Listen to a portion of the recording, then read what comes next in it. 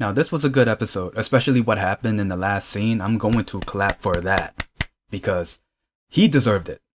All those times that he was so abusive to Ye Seul and forcing her to be the fake witness and say that I saw Jong Hoon put meth in the coffee cup. That was just pushing it way too far. And to push it even further, he used their sex tape, which he recorded from the spy camera that he put in Ye Seul's clock, to blackmail her. I'm like, this guy really pushing it over the line every single time. And again, he deserved what happened to him in that last scene. Now, here's the thing. The character cannot be killed off. Only for one reason. We already have a murder case as the main plot. We don't need another one. So I have two guesses on what's going to happen to her boyfriend. Number one is pretty far-fetched. Put to the sideline in the hospital. He doesn't remember anything. He has amnesia and he goes through one heck of a character development. A little far-fetched. Number two, which I think will probably happen, is he's in the hospital. He remembers everything. And he's going to sue Ye Seul.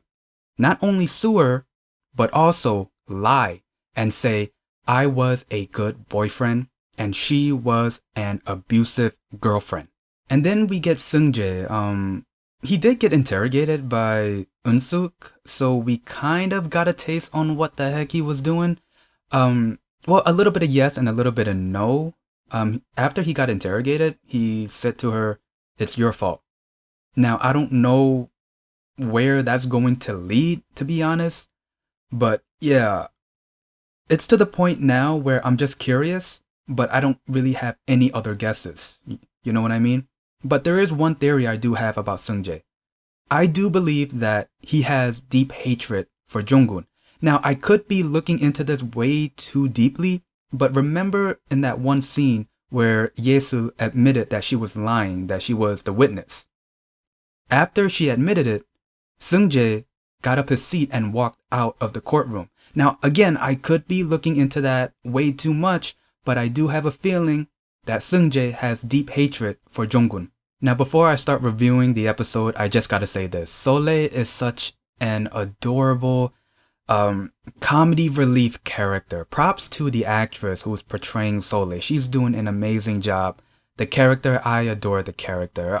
There are some people shipping Joon and Sol A. Not gonna lie, I am too, but part of me also ships Sol B and Joon. Sol A and B, they have their own unique cuteness to them. And I wouldn't mind that Joon ends up with one or the other. Even though romance is not the main genre of this drama, but if there is just a little bit of romance and just a little bit of hint of two characters ending up together, I wouldn't mind A or B. So at the beginning of the episode, we get a quick scene inside the sauna where Prosecutor Jin and Hyeong Soo are trying to come up with a plan to get rid of Jong Hoon. It was pretty obvious that these two hated him to begin with, so these two teaming up is not really a surprise. Then after that, we are in the courtroom. Prosecutor Jin continues to push Jong Hoon being the culprit.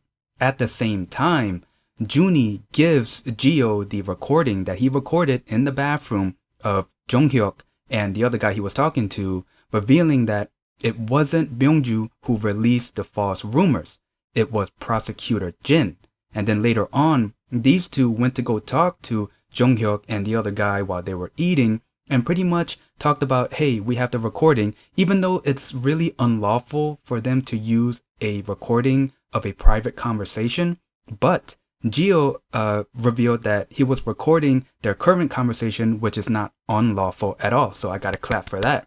So pretty much their conversation ended with Jong Hyuk and the other guy would have to be their witness so Geo can sue Prosecutor Jin. Now, back at the courtroom, it's pretty much a back and forth between Jin and Jong Hoon, but to end the trial, Prosecutor Jin announced that he's going to bring a new witness who saw Jong Hoon put the drugs into the coffee cup. Now, at that point, we didn't know who it is, but then later on, we do find out that it's Ye Seul, but it wasn't her choice. She was being forced to by her boyfriend, which I talked about at the beginning of this review, and he just kept continuing to just abuse her and force her, using the sex tape, stepping on her feet. And when she got back on campus, you can see bruises on her, and it was a good thing Junie was right there to help her out. But man, like for real. Alright, now let's talk about Mano. This is where we find the true connection between him and Kang Dan. I did make my theory about Mano committing sexual acts on Kang Dan and the son and whatnot. Yeah, completely false. So, Jong Hoon went to Mano's house. Mano shows a picture of his son and says that he left his son at the orphanage. This is where Kang Dan comes in. Kang Dan volunteered at the orphanage, and Kang Dan was the only person that his son felt comfortable with. Now I have a new theory. Kang Dan disappeared, right? I'm assuming, since Kang Dan was the only person that his son was comfortable with, I'm assuming that the son went with Kang Dan to the US. According to Jong Hoon, that's where she's at. So my theory is Kang Dan took his son with her to the US. And as they were talking, Kang Dan did call Jong Hoon and ask, "Is this Prosecutor Jong Hoon?" He was trying to talk to her, but then Mano wanted to talk to her too. So instead, Jong Hoon took the phone, told her to text him his number, and hung up. But also made a deal with Mano, asking him, "Hey, you hate Prosecutor Jin. I want you to testify against him. If you do, I will give you her number." Now for Seung Jae. We do get a taste of what the heck he was doing, but at the same time, still more questions up in the air with this guy. My theory still stands on him having hatred for Jong Hoon.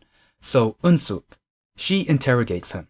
Ask him, "How come you're not wearing your ring?" He didn't answer, but Eun Sook had a feeling that it was probably because of Jong Hoon. And then we do get two flashbacks, but both flashbacks are pretty much the same scene of Jong Hoon in his office the day of the incident. He hears a sound, and it was Seung Jae's phone, which Gio was calling him because Gio was trying to call for help because he saw Byeong Joo, high on drugs. But Seung Jae, he hung up. And then the next flashback is Seung Jae entering Jong Hoon's office, hacking into his computer, and as Jong Hoon was coming into his office, he rushed to the closet and hid there. And then Eun Sook was really getting onto him and asked him, and it was her last question before we don't get anything, "Did you miss a call from Gio between this time?" And the only thing he said was, "It's your fault." Again, I still don't know where this is going. We know he's suspicious. We know that Jong Hoon and Eun Sook are suspicious towards him. But I still don't know what's his game. I really don't. And then we're back to the trial. Ye Seul is the fake witness testifying against Jong Hoon. Prosecutor Jin asks her, "Did you see him do it?" She says yes. He asks him again, this time showing the sugar packet and the bag of meth. "Which one? Is it the meth?" She answers yes again. But you can see Ye Seul just tearing up, being so stressed out. And everything she did, man, she rehearsed it with her abusive boyfriend. But then, after all that stress, all that, I can't do this, she stood up and looked at her boyfriend and said, "I can't do this anymore," which got the boyfriend pissed off. And as she said that, I said this at the beginning of this review, Seung Jae walked out of the classroom, which I'm going to say it again. I do believe he has hatred towards Jong Hoon. And then after the trial, Jong Hoon did talk to her boyfriend, and what's funny is that I have a feeling that Jong Hoon is going to beat him up. Hey, I did say I wanted Junie or Sole. Hey, I don't mind Jong Hoon. If Jong Hoon wants to do it, he can do it. But it's the one thing that he said to her boyfriend was pretty badass. He said, "If my student is wearing a sunglasses to my classroom because of you, I am going to make you wear sunglasses for the rest of your life." I'm like, dude, that is one of the most badass moments that Jong Hoon has ever had. Like for real, badass.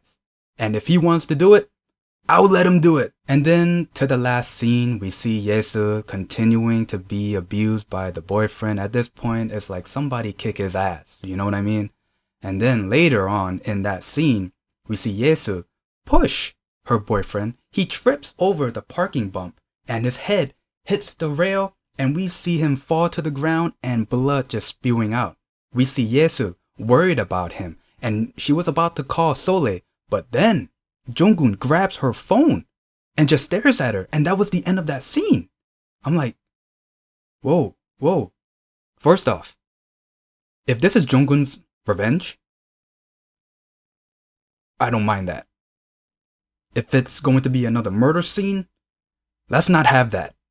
To be honest, after I saw that scene, at that moment, I really did not know what was going to happen afterwards.